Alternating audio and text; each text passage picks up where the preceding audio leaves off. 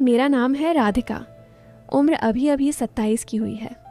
शादी को 4 साल होने को आए, पर लगती हूँ ना अभी भी 22-23 की। लोग कहते हैं मेरी कमर अभी भी वैसी ही पतली है जैसे दुल्हन बन के आई थी, और जो हल्की हल्की भारी हुई है वो भी सही जगहों पर ही हुई है, समझना। हंस लो थोड़ा, शर्माती बहुत हूँ मैं, पर जब बात मन की करो तो थोड़ा खुल के बोलना भी पड़ता है, वरना दिल में रह जाता है सब। मेरे देवर का नाम है गोलू, मतलब असली नाम तो गौरव है, पर घर में सब गोलू गोलू कहते हैं। उम्र 24 की है, पर जिस्म उसका ऐसा जैसे 30 का हो।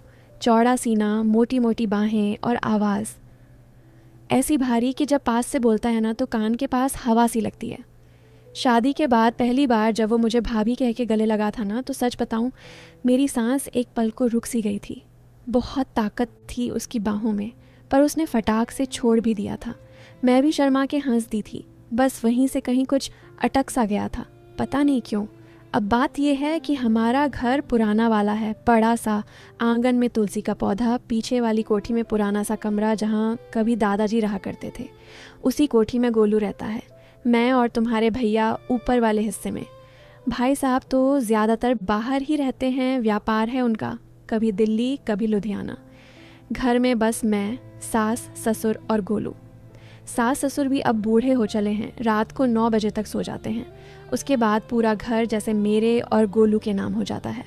एक रात की बात बताती हूँ, वो रात जो आज तक मेरे जिस्म में कहीं चुभी हुई है। गर्मी बहुत थी उस दिन, जून का महीना, बिजली भी कटी हुई थी। मैं अपने कमरे में पंखे के नीचे लेटी थी, सिर्फ साड़ी और ब्लाउज़ पेटीकोट भी नहीं पहना था, इतनी गर्मी थी। नीचे कुछ नहीं, बस साड़ी लपेट के सोच रही थी कि कब सुबह होगी। तभी दरवाज़ा खटका। मैं चौंकी। कौन होगा इस टाइम? भाभी सो रही हो? गोलू की भारी आवाज़। मैंने जल्दी से चादर खींची ऊपर तक, बोली, नहीं रे, आजा अंदर। वो आया, हाथ में एक मोमबत्ती थी और एक बोतल ठंडा सोडा। उसने कहा, भाभी, मैंने सोचा तुम्हें भी गर्मी लग रही होगी, लाया हूँ। मैं उठ के बैठ गई। मोमबत्ती की लौ से उसका चेहरा चमक रहा था।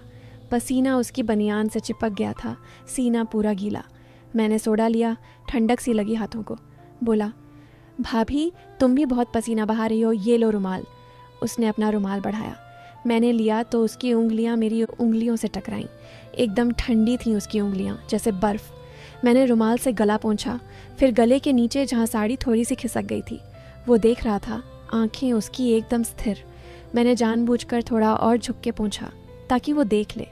दिल में कुछ शर्म थी, कुछ मज़ा भी। फिर मैंने कहा, गोलू, तू भी तो गीला हो रहा है पूरा, जा बनियान उतार ना, ऐसे ही सूख जाएगी। उसने एक पल को मेरी आंखों में देखा, फिर बिना कुछ बोले बनियान उतार दी। उफ, उसका सीना चौड़ा, बालों वाला, पसीने से चमक रहा था। मैंने नज़रें फेर लीं, पर दिल धक धक कर रहा था। वो मेरे बगल में बैठ गया, ज़मीन पर। बोला, भाभी, तुम्हें गर्मी बहुत लगती है ना? मैंने हंस के कहा, हाँ रे, तेरे भैया तो ऐसी लगवा देते, पर कहते हैं गांव में ऐसी नहीं चलता। वो हंसा, बोला, भाभी, मैं एक उपाय जानता हूँ, अगर तुम नाराज़ ना हो तो। मैंने पूछा, क्या उपाय? वो उठा, कमरे के कोने में रखी पुरानी पंखी हाथ वाली उठा लाया।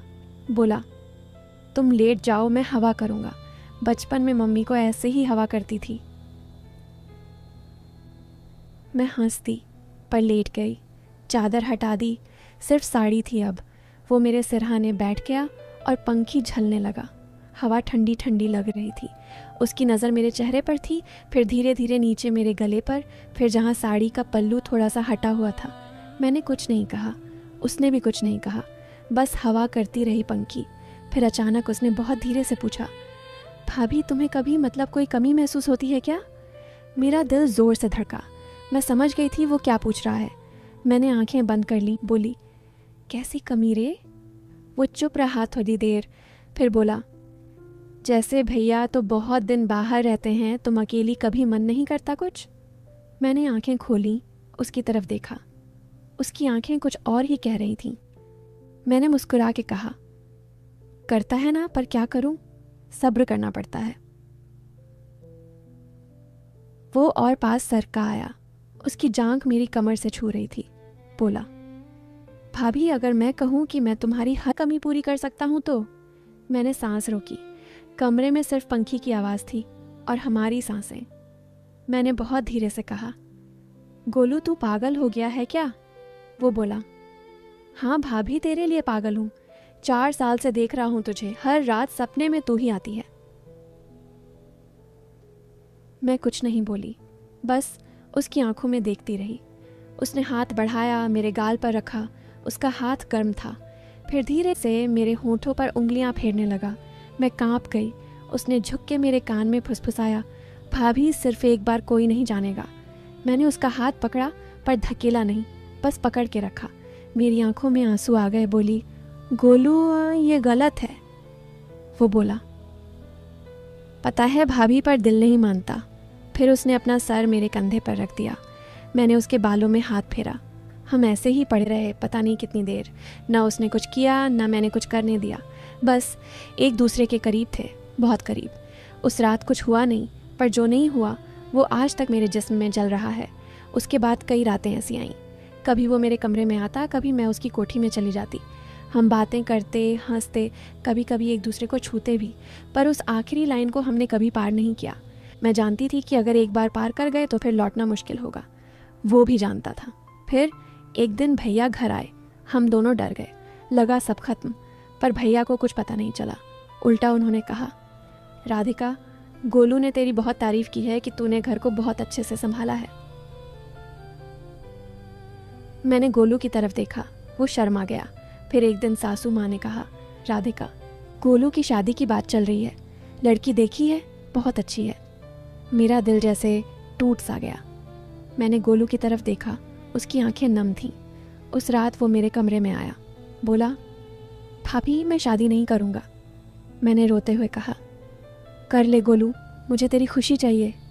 वो बोला, मेरी खुशी तो तू है भाभी। मैंने उसे गले लगा लिया।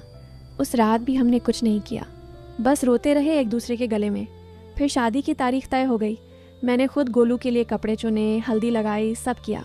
शादी के दिन जब वो दूल्हा बना तो मैंने उसकी आंखों में देखा, वो मुस्कुरा रहा था, पर आंखें कह रही थीं कि ये सब मजबूरी है। शादी के बाद उसकी बीवी आई। बहुत प्यारी लड़की थी। मैंने उसे गले लगाया, पर दिल में कुछ टूट सा गया। फिर एक रात शादी के 10 दिन बाद गोलू मेरे कमरे में आया। बोला, भाभी मैं खुश नहीं हूँ। मैंने कहा, गोलू अब बहुत देर हो चुकी है। वो बोला, नहीं भाभी, मैंने उसे बता दिया है। मैं चौंकी। क्या बता दिया? वो बोला, सब कुछ, कि मैं किसी और को चाहता हूँ। वो रोई बहुत, पर बोली कि वो मुझे आज़ाद करती है, कल वो अपने मायके चली जाएगी। मैंने उसका हाथ पकड़ा। बोली, गोलू तू पागल है। वो बोला, हाँ भाभी, तेरे लिए पागल हूँ, अब कोई नहीं रोक सकता मुझे। फिर उसने मुझे गोद में उठाया। मैंने कुछ नहीं कहा, बस उसकी आंखों में देखती रही। उस रात हमने वो सारी लाइनें पार कर दी जो 4 साल से रोक के रखी थी। सुबह जब मैं उठी तो वो मेरे बगल में सो रहा था। मैंने उसके माथे पर किस किया, फिर उठ के चाय बनाने चली गई। अब घर में सब जानते हैं। सास ससुर ने पहले बहुत बुरा माना, पर धीरे धीरे मान गए। भैया को जब पता चला तो वो भी चुप हो गए। बोले, जो हो गया सो हो गया। अब हम दोनों साथ रहते हैं। कोई शर्म नहीं, कोई डर नहीं। गोलू की पहली बीवी चली गई, तलाक हो गया। अब बस मैं हूँ और मेरा गोलू। तो भाई लोग, बहन लोग, ये थी मेरी कहानी। जो सोच रहे थे कि कुछ नहीं होगा, उनके लिए भी बता दूं, आखिर में हो ही गया ना। पर जो समझदार हैं वो ये भी समझ गए होंगे कि प्यार अगर सच होता है तो रास्ता खुद बन जाता है, चाहे कितनी भी मुश्किल क्यों ना हो।